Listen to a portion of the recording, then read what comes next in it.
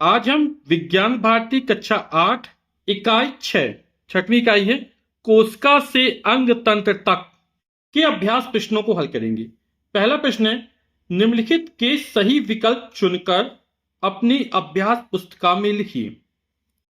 एक कोशिक जीव का उदाहरण है ना। एक कोशिक जीव वे जीव जिन्हें हम अपनी नग्न आंखों से नहीं देख सकते, जिससे देखने के लिए सूक्ष्मदर्शी यंत्र की आवश्यकता पड़ती है। ऐसे जीव को एक कोशिक जीव कहते हैं। तो मनुष्य, हाथी, अमीबा, बरगद। तो इसमें एक कोशिक जीव कौन सा है? तो आप लोग सही से पहचान गए, अमीबा है ना। अमीबा, पैरामीशियम, युगलीना, क्लेमाइडोमोनास, जीवाणु, विषाणु, ये सब क्या होते हैं? एक कोशिक जीव होते हैं। नेक्स्ट है, पादप कोशिका की प्रमुख विशेषता है कोशिका भित्ति, हरित लवक, बड़ी रिक्तिका, उपरोक्त सभी। तो जो पादप कोशिका में कोशिका भित्ति भी होती है, हरित लवक भी होता है, बड़ी रिक्तिका भी होती है, यानी उपरोक्त सभी सही हो जाएगा इसमें। नेक्स्ट है, कोशिका का ऊर्जा ग्रह कहा जाता है। तो कोशिका का ऊर्जा ग्रह किसे कहा जाता है? हरित लवक को, माइटोकॉन्ड्रिया को, रिक्तिका को, राइबोसोम को।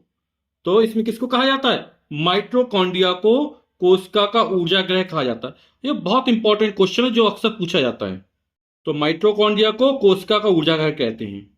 नेक्स्ट है, ऑक्सिन है।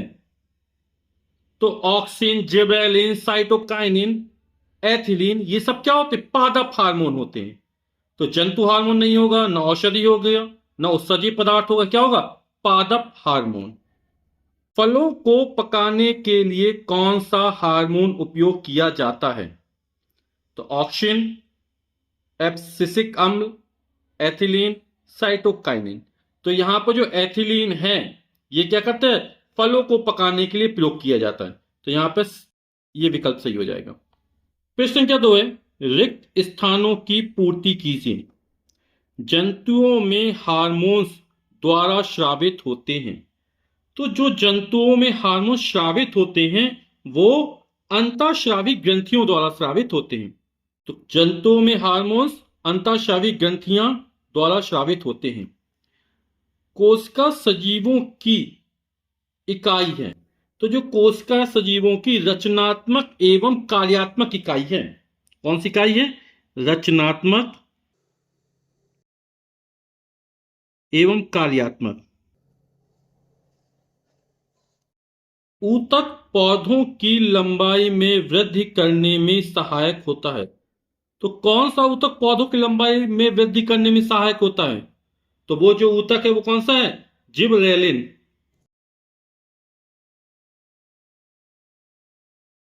शरीर के बाह्य सुरक्षात्मक आवरण बनाने में ऊतक सहायता करते हैं। तो कौन से ऊतक सहायता करते हैं? वो है एपिथीलियम ऊतक।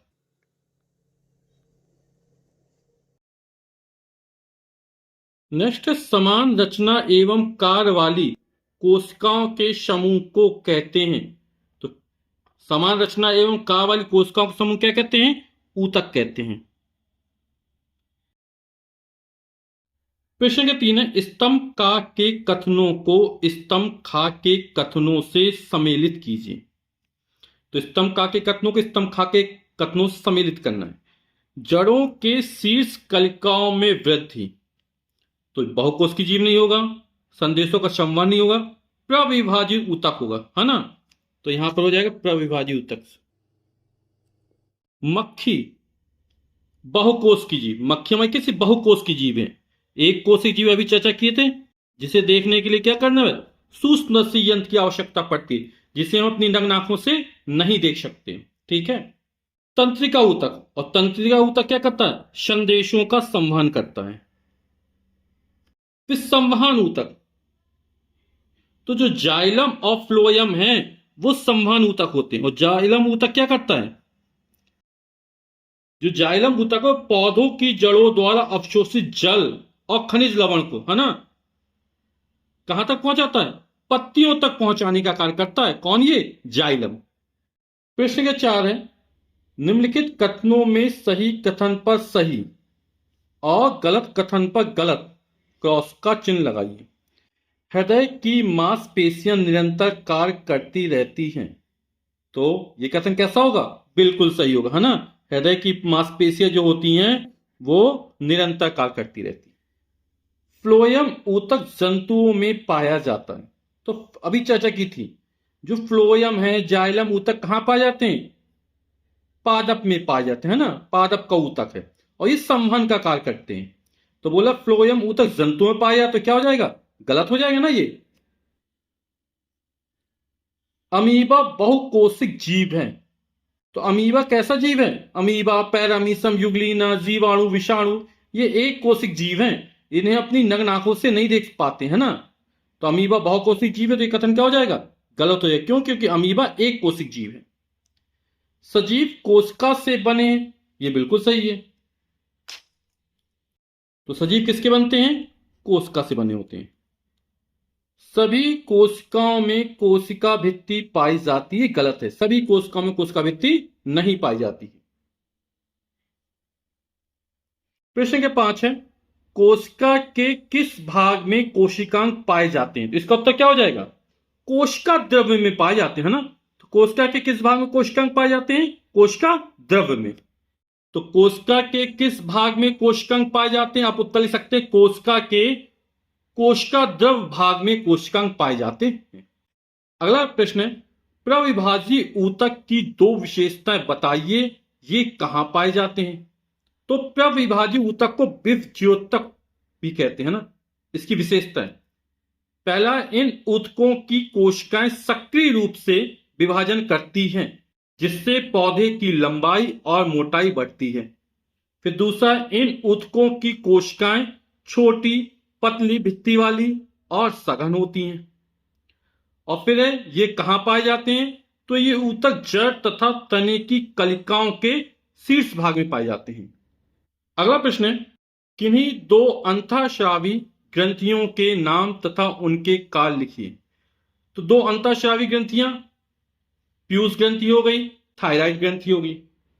इसी तरह और भी अंतःस्रावी ग्रंथियां होती है ना। अग्नाशय ग्रंथि होती है, अधिवृक्क ग्रंथि होती है ना। तो इनके काल लिखने, तो पीयूष ग्रंथि शरीर की वृद्धि करता है और इसकी कमी से बच्चों की वृद्धि रुक जाती है। थायराइड ग्रंथि शरीर की उपापचयी क्रियाओं को नियंत्रित करता है और इसकी कमी से घेंगा रोग हो जाता है। अगला प्रश्न है, पादप तथा जंतु कोशिका में अंतर लिखिए। तो पादप कोशिका तथा जंतु कोशिका में अंतर, एक तब पादप कोशिका का व्यायाम लिखते हैं और दूसरी तब जंतु कोशिका का व्यायाम लिखते हैं ना। तो पादप कोशिका में कोशिका भित्ति पाई जाती है। पादप कोशिका में कोशिका भित्ति पाई जाती है और जंतु कोशिका में कोशिका भित्ति नहीं पाई जाती है। पादप कोशिका में हरित लवक पाए जाते हैं, जंतु कोशिका में हरित लवक नहीं पाए जाते हैं। पादप कोशिका में इसमें बड़े आकार की रिक्तिका पाई जाती है और जंतु कोशिका में इसमें छोटे आकार की कई रिक्तिकाएं होती हैं। पादप कोशिका तारककाय नहीं पाया जाता है। तारककाय को अंग्रेजी बोलते हैं सेंट्रोसोम, यानी इसमें सेंट्रोसोम क्या अनुपस्थित होता है। और जंतु कोशिका में जो तारककाय या सेंट्रोसोम होता है वो केंद्रक के पास पाया जाता है। ठीक। फिर अगला क्वेश्चन 9वां, केवल चित्रों के माध्यम से रेखित तथा अरेखित पेशी ऊतक में अंतर स्पष्ट कीजिए। तो यहां पर ये रेखित पेशी ऊतक है और ये अरेखित पेशी ऊतक है। ये रेखित पेशी और ये अरेखित पेशी ऊतक है ना। तो इसमें देखेंगे ये धारियां नजर आ रही है ना, इसमें हल्के तथा गहरे रंग की धारियां नजर आ रही हैं और इसमें ऐसा कुछ नजर नहीं आ रहा है। तो अंतर रेखित पेशी ऊतक, अरेखित पेशी ऊतक। रेखित पेशी ऊतक हल्के तथा गहरे रंग की एक के बाद एक रेखाएं या धारियां दिखाई देती हैं। अरेखित पेशी ऊतक में इसमें कोई धारियां दिखाई नहीं देती हैं। रेखित पेशी कोशिकाएं लंबी और बेलनाकार होती हैं। अरेखित पेशी ऊतक में कोशिकाएं पतली और नुकीले सिरों वाली होती हैं। रेखित पेशी ऊतक एक से अधिक नाभिक होते हैं और रेखित पेशी ऊतक में एक ही नाभिक होता है। और इस अभ्यास का अंतिम प्रश्न है, पादप कोशिका का नामांकित चित्र बनाइए। तो आपकी किताब में ये चित्र बना हुआ है ना। इस तरह चित्र बनाना, उसमें नाम अंकित करने। जैसे ये हरित लवक हो गया, ये कोशिका भित्ति हो गई, ये रिक्तिका हो गई, यहां पर जल भरा हुआ है, ये माइटोकॉन्ड्रिया हो गया, ये कोशिका द्रव, कोशिका झिल्ली। तो इस तरह का आपको क्या चित्र बनाना है और उसमें क्या करना है, नाम अंकित करना है। ठीक है, वीडियो देखने के लिए आप सभी को बहुत बहुत धन्यवाद। Thank you so much.